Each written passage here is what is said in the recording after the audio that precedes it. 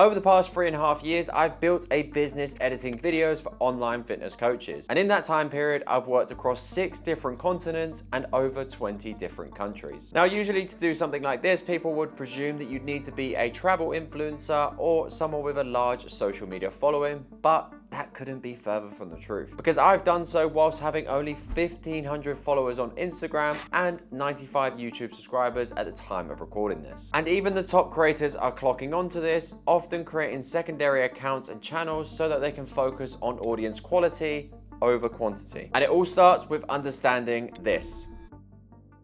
Now, I was originally going to start this with the point of look at what everyone else in your industry is doing and pretty much just do the opposite. Because the truth behind doing the opposite of what everyone else in your industry is doing is that you need to develop the skill of taking what is useful for you and just ignoring the rest of the noise. Due to the rise of exposure we have at our fingertips, we see a lot more people posting content in the same industry as us. So for this example, let's take personal training. We're scrolling away and our feed is filled with what seems to be other coaches doing well, whether that's a viral video that you see, what they post on their stories, and so on. But the stats beg to differ, as over 80% of personal trainers quit within their first year. Let me repeat that. Over 80% of personal trainers quit within the first year of business, which means the content you're consuming is either from coaches who quit within that year or the top 20% who have been doing it for years and make it look effortless. If we move back into my niche just for a quick second, I've always advertised myself as a video editor for online coaches. But if I were to compare myself to other editors in the space and market myself in a similar way, I'd either end up with an account with no profile picture, 2 posts, and absolutely be spamming the life out of cold DMs, or I would have fallen down the trap a lot of editors face, and that is that when they make content, it then just ends up attracting other editors by mistake rather than the clients who they actually want to work with. So I've always deliberately focused my content and marketing around helping coaches specifically, so I'm not building an audience of people who will never work with me. Now, with a smaller audience, you are gonna have to accept the fact that you're not gonna be getting hundreds of leads per day, despite what you might hear from others online. So something that will be massive for your success is the good old-fashioned referral. And in my first 18 months of business, around 85% of my client base was from referrals alone. So how do you get more of your current clients to talk about your service to them more potential clients? The first is a given, or I should say should be a given, because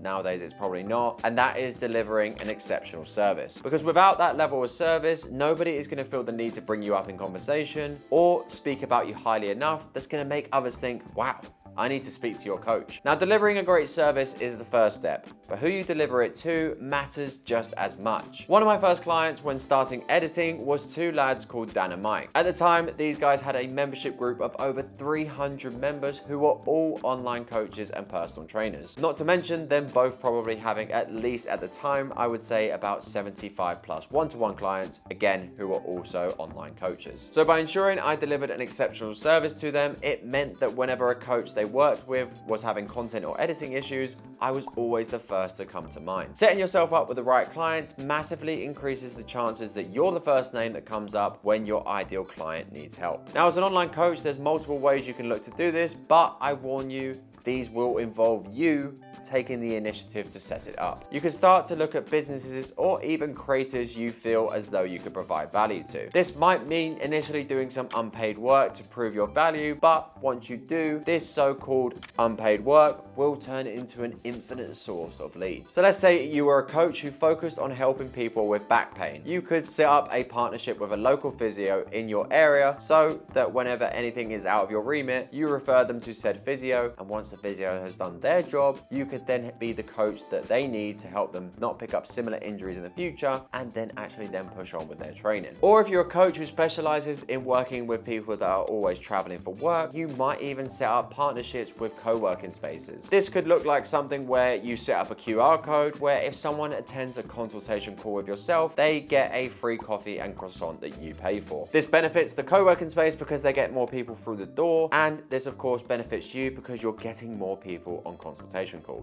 There's many ways that you can get creative with this, so start to identify areas or spaces that your ideal clients hang out in and take the initiative to set things up. Another error those with smaller followings make is prioritizing width-based content over depth. width-based content. So let me explain the difference between the two. Width-based content are posts that are specifically designed to reach a wider audience. Generally speaking, these tend to be either shorter videos or more controversial ones. As an example, as a coach, this would be your reaction videos, text on screen videos, and so on. I'm not saying these don't have a place in your marketing strategy. What I'm saying is that this is where you should only focus 20% of your efforts. The other 80%, that should be focused on making depth-based content. And yes, some of these will reach a wider audience too, but treat that as a bonus, not the goal. Depth-based content can be your head talking videos, voiceovers, written carousels, amongst many other styles. The key with these posts is to build a deeper connection with the audience you currently already have. In Daniel Priestley's book, Oversubscribe, he mentions that on average, a potential client needs to spend 7+ hours consuming your content before they will even ever purchase any products or services you provide. So in order to increase that watch time and build that trust, we need to be focusing most of our efforts on that depth-based content. Now, in order to learn more about all of the formats of content you can create as an online coach, watch this video next as I break down each style in more detail so you can start to understand your own content pillars.